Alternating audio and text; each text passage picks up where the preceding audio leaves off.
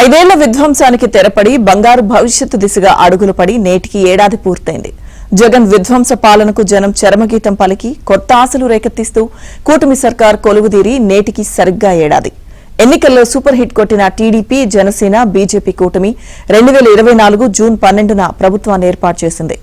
జగన్ పాలనలో జరిగిన 5 ఏళ్లలో రాష్ట్రం 25 ఏళ్లు వెనక్కిపోయింది. ఆ విధ్వంసాన్ని సరిదిద్ది రాష్ట్రాన్ని గాడిన పెట్టేందుకు సర్కార్ విశ్వ ప్రయత్నాలు చేస్తుంది. చంద్రబాబు నాయకత్వంలో అభివృద్ధి, సంక్షేమ అజెండాతో అడుగులు వేస్తుంది.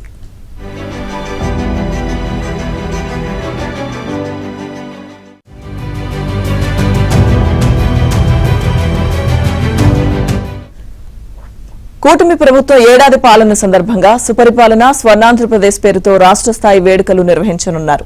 ఇవాళ సాయంత్రం ఈ వేడుకలు జరపాలని రాష్ట్ర ప్రభుత్వం నిర్ణయించింది. CM Chandrababu, deputy CM Pawan Kalyan, మంత్రులు, ఎమ్మెల్యేలు, కేంద్ర మంత్రులు, ఎంపీలు, జిల్లా కలెక్టర్లు, ఎస్పీలు, జడ్పీ చైర్మన్లు ఈ కార్యక్రమంలో పాల్గొనబోతున్నారు.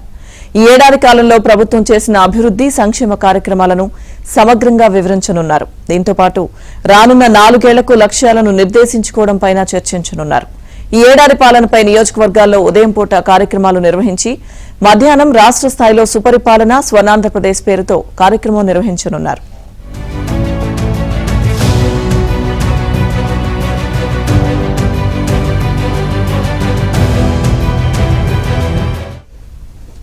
ఐదేళ్ల విధ్వంస పాలనతో శిథిలమైన రాజధాని అమరావతి మళ్లీ ఊపిరి పోసుకుంటోంది. రాజధానిలో పనులు పునః ప్రారంభమయ్యాయి. జగన్ రివర్స్ ప్రయోగాలతో దెబ్బతిన్న పోలవరం ప్రాజెక్టుకు నేడు పనుల కళ వచ్చింది. పల్లెల్లో ప్రగతి వికసిస్తోంది. రాష్ట్రానికి పెట్టుబడుల రాక మొదలైంది. ఎన్డీఏలో టీడీపీ కీలక భాగస్వామిగా ఉండడంతో రాష్ట్ర అభివృద్ధికి కేంద్రం సహకరిస్తోంది.